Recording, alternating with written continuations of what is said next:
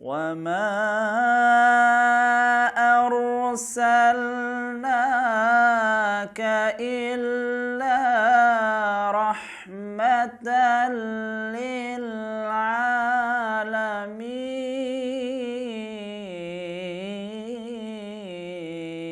السلام عليكم ورحمة الله وبركاته.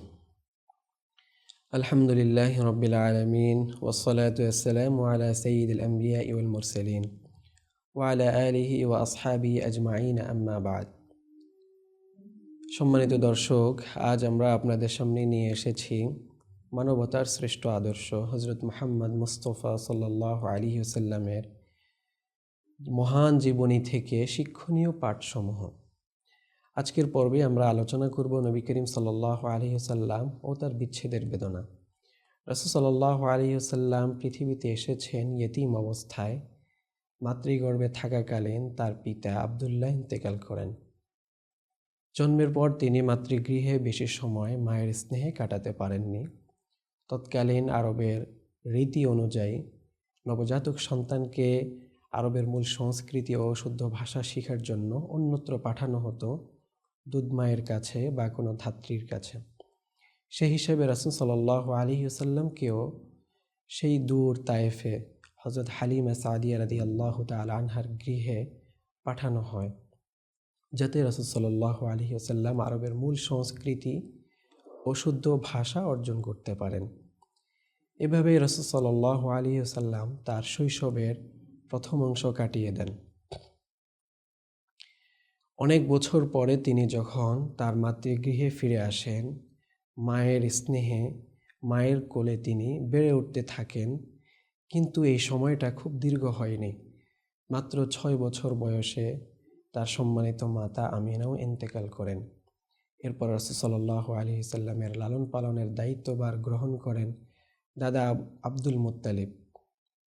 তিনি রাসূল সাল্লাল্লাহু আলাইহি ওয়াসাল্লামকে তার স্নেহ, মায়া, মমতা ও ভালোবাসা দিয়ে লালন পালন করতে থাকেন। কিন্তু সেই দাদার ছায়াটাও রাসূল সাল্লাল্লাহু আলাইহি ওয়াসাল্লামের উপরে বেশি দীর্ঘ হয়নি, তিনিও ইন্তেকাল করেন। এরপরে রাসূল সাল্লাল্লাহু আলাইহি ওয়াসাল্লামের দায়িত্ব গ্রহণ করেন চাচা আবু তালেব। আল্লাহ তাআলা তার প্রিয়তম নবী হযরত মুহাম্মদ মুস্তাফা সাল্লাল্লাহু আলাইহি ওয়াসাল্লামকে এক কঠিন জীবনের মধ্য দিয়ে গড়ে তুলেছেন। জন্মের পর থেকেই তিনি একের পর এক বিচ্ছেদ ও প্রিয়জনদের হারানোর বেদনা সহ্য করেছেন। তবুও তিনি এই কঠিন বাস্তবতার মধ্য দিয়েও এক মহান চরিত্রের অধিকারী হয়েছেন। এক মহান চরিত্রের অধিকারী হিসাবে তিনি গড়ে উঠেছেন। এই কঠিন বাস্তবতা আমাদেরকে অনেক কিছু শিক্ষা দেয়। আমরা এখান থেকে অনেক কিছু শিখতে পারি। তার মধ্য থেকে 1 নম্বরে, সব কিছু একমাত্র আল্লাহ তাআলার হাতে। একজন মুমিনের দৃঢ় বিশ্বাস থাকা উচিত যে পৃথিবীতে যা কিছুই হচ্ছে না কেন, যা কিছু হবে, এই সব কিছু একমাত্র আল্লাহ তাআলার ইচ্ছাধীন। তিনিই একমাত্র আমাদেরকে রিজিক দান করেন। সব কিছুতেই তিনি একমাত্র হুকুমদাতা। তিনি যা চান তাই করেন, সব কিছু তার হুকুমে হয়। এই পূর্ণ আস্থা ও দৃঢ় বিশ্বাস আমাদের অন্তরে লালন করা উচিত। 2 নম্বরে, আল্লাহ তাআলার সাথে সম্পর্ক গড়ে ওঠা। আল্লাহ তাআলার সাথে সম্পর্ক গড়ে তোলা। একজন মুমিন সে কখনোই কোনো মানুষের প্রতি আস্থা রাখতে পারে না, কোনো মানুষের প্রতি, কোনো দুনিয়ার বস্তুবাদীর প্রতি সে আস্থাশীল হতে পারে না। তার সম্পর্ক একমাত্র আল্লাহ তাআলার সাথেই হওয়া উচিত, কারণ আল্লাহ তাআলাই একমাত্র বান্দার সম্পর্কের মূল্যায়ন করেন। নাম্বার 3, সব বিষয়ে একমাত্র আল্লাহ তাআলার কাছেই সাহায্য চাওয়া, কারণ আল্লাহ তাআলা তিনি উত্তম সাহায্যকারী। তিনি সব কিছুতেই বান্দাকে সাহায্য করেন। তিনি রব্বুল আলামিন, তিনি সব কিছুর প্রতিপালন করেন। রাসূল সাল্লাল্লাহু আলাইহি ওয়াসাল্লামের এই কঠিন জীবনী থেকে আল্লাহ তাআলা আমাদেরকে এই শিক্ষাগুলো দিয়েছেন।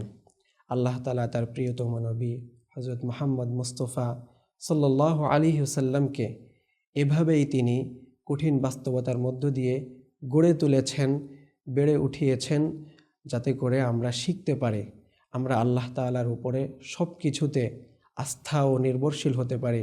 আমাদের মন ও আত্মা একমাত্র তার উপরেই ভরসা করে। আল্লাহ তাআলা আমাদের সকলকে তৌফিক দান করেন। সকলেই ভালো থাকবেন, সুস্থ থাকবেন। পরবর্তী পর্বে আবার দেখা হবে। আসসালামু আলাইকুম ওয়া রাহমাতুল্লাহি ওয়া বারাকাতুহু। ميراث الرسل ينادينا فلنحمل للقوم الدينا